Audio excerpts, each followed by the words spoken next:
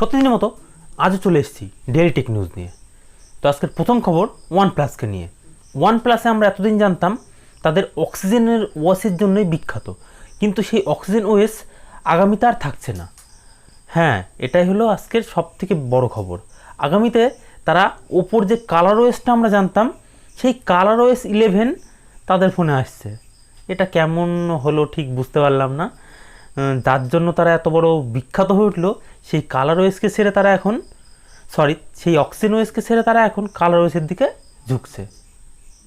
তো আজকে পরের খবর এমআইকে নিয়ে। মি মিক্স 4 চায়নাতে লঞ্চ হয়ে গেল গতকাল।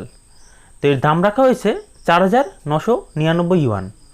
তো ভারতীয় টাকায় মোটামুটি 56-57 হাজার টাকার মতো, আর বাংলাদেশি টাকায় 65-66 হাজার টাকার মতো।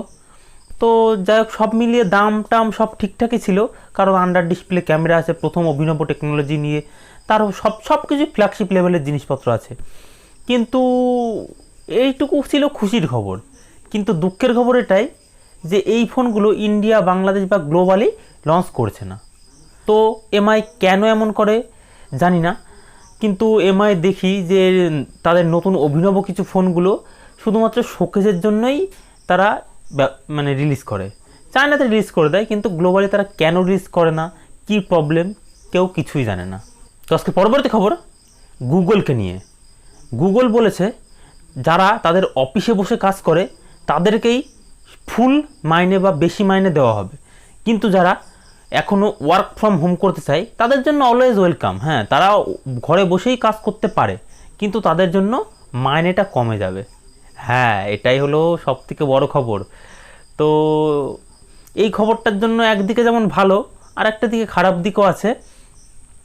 যেসব লোক এখনও ওয়ার্ক ফ্রম হোম করছে, কিছু বড় বড় কোম্পানি আছে, গুগলকে দেখা দেখি তারাও এটা করবে, তো কিছু লোকের এটা প্রবলেম হলেও হতে পারে। ফাইনালি ইন্ডিয়ার থেকে কোনো একটি কোম্পানি সেমিকন্ডাক্টরের ব্যবসায়, অর্থাৎ চিপ যেটা আমরা প্রসেসর বলে থাকি, সেই প্রসেসরের ব্যবসায় নামতে চলেছে। তাও মানে যেমন তেমন কোম্পানি নয়, টাটা। হ্যাঁ, ঠিকই শুনেছেন, টাটা কোম্পানি সেমিকন্ডাক্টরের ব্যবসায় নামতে চলেছে।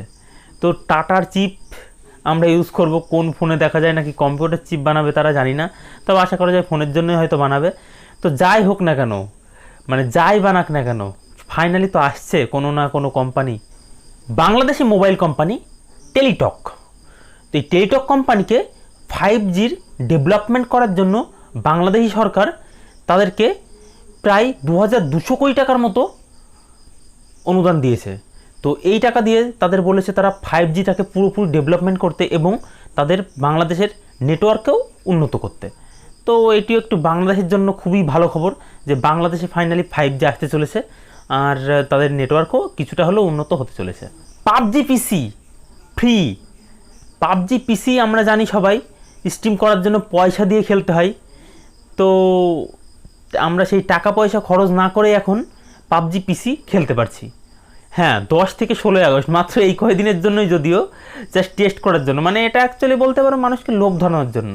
PUBG পিসি এই কদিন ফ্রিতে খেলো এবং নিজের মনে লোভটা লাগিয়ে নাও, তারপরে গিয়ে ঠিক 17 তারিখে গিয়েই পারচেস করো। তো PUBGর চাল ঠিক আছে, তবে দেখা যাক এই চালটা পুরোপুরি সফল হয় কিনা। তো যাই হোক না কেন, যারা এই চালে পা দিচ্ছে না, মোটামুটি জাস্ট এনজয় করছে, তো তারা মোটামুটি খেলে দেখতেই পারো কেমন লাগে PUBG পিসি। তো আজকের ফাইনাল খবর আইফোনকে নিয়ে। আইফোন 13 4nm চিপ দিয়ে আসছে, এটা আমরা সবাই জানি। আর আইফোন এটাও বলে দিয়েছে যে আইফোন 14 আসবে 3nm চিপ দিয়ে। তো তার মানে আগামী বছর 2022 সালে আমরা 3nm চিপ দেখতে পাবো।